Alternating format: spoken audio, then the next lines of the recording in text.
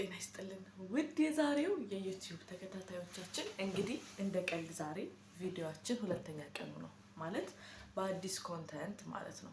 የዛሬው ቪዲዮ እንኳን ለየት የሚያደርገው ነገር ከእናንተ መልካም ኮሜንት ይሻል። እንዲሁም ደግሞ በጣም ብዙ እህቶቻችን በእንደዚህ አይነት ነገሮች ታፍነው ስላሉ ያን ነገር ነፃ ለማውጣት የሚረዳ ይመስለኛል። ስለዚህ ሁላችሁም በተቻለ አቅም እህታችንን በቆንጆ ኮሜንት እና ደግሞ በሚያበረታቱ ነገሮች እርዷቸው። ምክንያቱም ይህንን ቪዲዮ ሌላ የሚያይ ሰው እንደዚህ አይነት ህመም ውስጥ ያለ ሰው ምናልባት ለራሱ ተስፋ ሊያደርግ ስለሚችል በተቻለ አቅም መልካም ነገር አስቀምጡላት። የዛሬው ቪዲዮአችን እንግዲህ ታሪኩ እህቴ በዕለታት አንድ ቀን ባገኘሁት ፍቅር እውነት የሚወደኝ እውነት የምወደው ይመስለኝ ነበር። ግን ምን ዋጋ አለው? በዛን ሰዓት ነበር እኔ የተሸወድኩት። ልክ እንደሚዋደድ ሰው ለወራት ከቆየን በኋላ ግዴታ ያው ፍቅረኛ ማሞች እንደሚሆኑት መሆን ስላለብን አብሬው አደርኩ። በዛን ሰዓት ግን እሱ እያዳመጠ የነበረው እኔ አብሬው ያደርኩትን ስሜት ሳይሆን እኔን በዛን ሞመንት ውስጥ ቪዲዮ ቀርጾ በምን መልኩ ገንዘብ እንደሚያገኝ ነበር ሲያስብ የነበረው።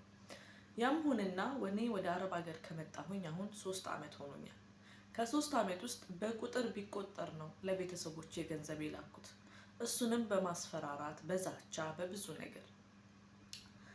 ያን ሁሉ ጊዜ ግን እዚህ በመጣሁኝ በ2 ነው በ3ኛው ወሬ እኔን ማስፈራራት የጀመረ እስካሁን ያስፈራራኛል። ግን አሁን ደከመኝ። 3 ዓመት ሞልቶኛል። ይሄ የምለው ነገር የለኝም። ለቤተሰቦቼ ምንም አላደረኩም። ይሄ ወንድ ግን እስካሁን ሊተወኝ አልቻለም።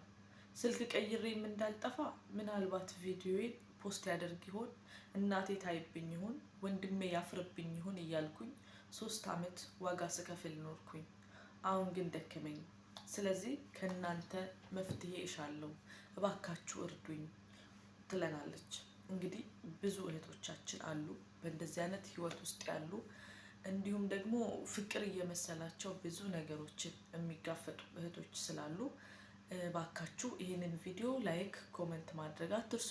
ሰብስክራይብ ያላደረጋችሁም ሰብስክራይብ አድርጉ። ምክንያቱም ለብዙ ሰዎች መትረፍ ስላለበት ነው።